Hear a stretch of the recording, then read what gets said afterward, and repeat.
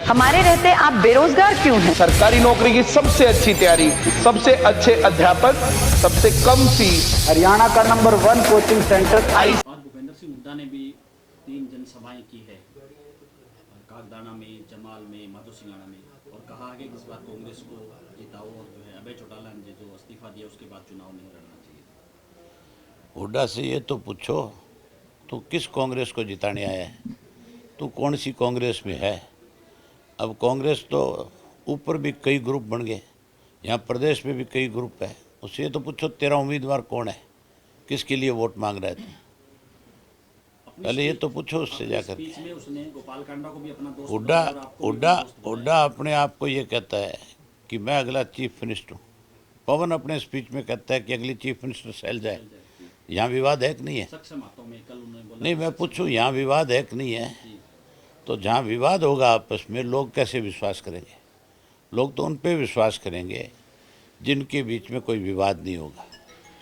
गठबंधन उम्मीदवार की तरफ से दावा किया जा रहा है कि कमल पक्का खिलेगा और कांटा निकलेगा। कांडा तो लोग काट देंगे, कांडा थोड़ा ही छोड़ा है, लोगों ने कांडे काटे आज तक।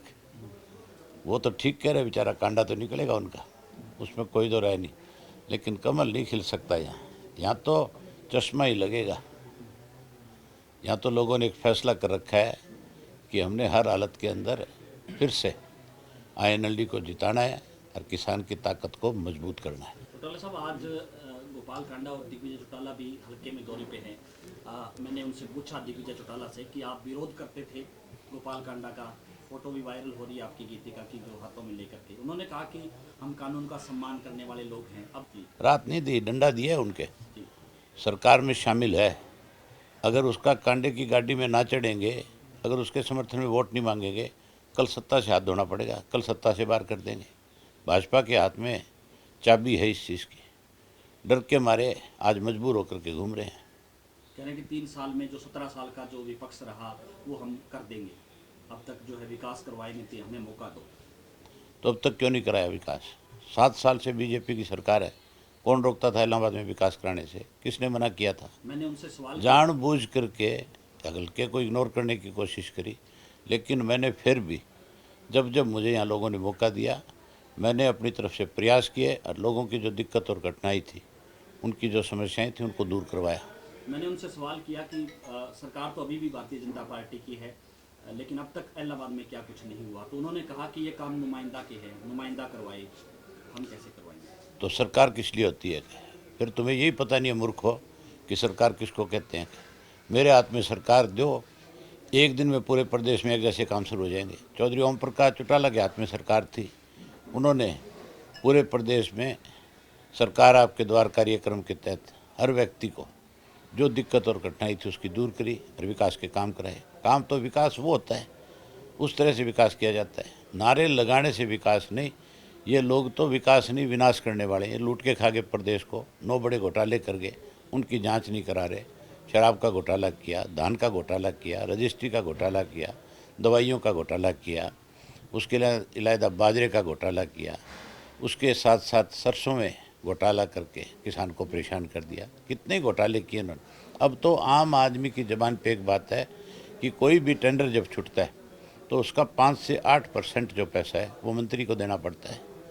तो सीधा आरोप लोग लगा रहे हैं। लोग कह रहे हैं कि किस तरह से भ्रष्टाचार को आज बढ़ावा दिया जा रहा है, कानून व्यवस्था का दिवालिया पिट गया। अब तक इनको पता ही नहीं है कि क्या हो रहा है प्रदेश में। अभय जी, उनका ये भी कहना है कि अभय इकलौते विधायक थे और अब बन भी जाएंगे तो इकलौते ही विधायक रहेंगे, उससे कोई फर्क नहीं पड़ना। चौधरी देवीलाल जो थे वो भी अपनी पार्टी के इकलौते ही नेता थे, और मैं भी चौधरी देवीलाल की पार्टी का इकलौता नेता हूँ। चिंता मत करो, सबका दिमाग ठीक करूँगा। कल अजय चौटाला ने कहा कि जो है MSP पे जो फसलें खरीद रही है, जब उनसे सवाल किया गया कि मूंगफली और बाजरा MSP नहीं है, क्या आप अब इस्तीफा देंगे, तो उन्होंने कहा कि अभय चौटाला जो बात कहते हैं जो है उनमें कोई वो नहीं है, और जो है एक एक दाना है वो खरीदेंगे। कहाँ खरीद रहे हैं, किसका खरीद रहे हैं? खुद के खेत में तो बाजरा मूंगफली हुआ को नहीं, बाकियों का ये खरीदे को नहीं। ये तो वो लोग हैं जो कुर्सी नहीं छोड़ सकते, माँ बाप को छोड़ने वाले हैं। ना छोड़ रखे तो बता दे माँ बाप को, किसी से छुपा हुआ है तो बता दे। थोड़े दिन रुक जा, ये दुष्यंत अय्यर भी छोड़ेगा। साहब गोपाल कांडा और जो गठबंधन के नेता है जब उन लोगों के बीच जा रहे हैं, काफी सारी फोर्स लेके जा रहे हैं, तो आपको लगता है कि जो सरकारी मशीनरी का दुरुपयोग कर रहे हैं? लिखते तो समाज सेवी हैं और फिरते हैं गुंडों की तरह।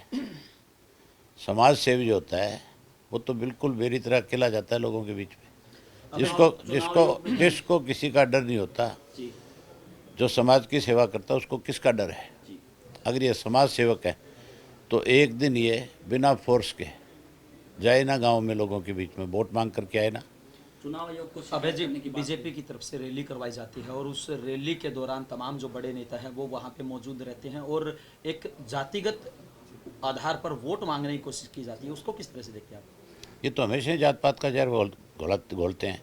इन्होंने हमेशा लोगों को बांट के ही राजनीति करी। इन्होंने तो हिंदू और मुसलमान के दंगे कराए, इन्होंने सिख और हिंदू के नाम पे इस आंदोलन को बांटने की कोशिश करी।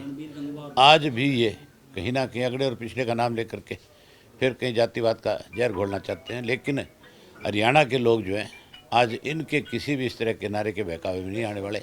आज लोग इनको समझ चुके हैं कि ये लोग जो हैं इस प्रदेश को बांटना चाहते हैं, लोगों के भाईचारे को तोड़ना चाहते हैं। ना तो भाईचारा टूटेगा ना प्रदेश बटेगा।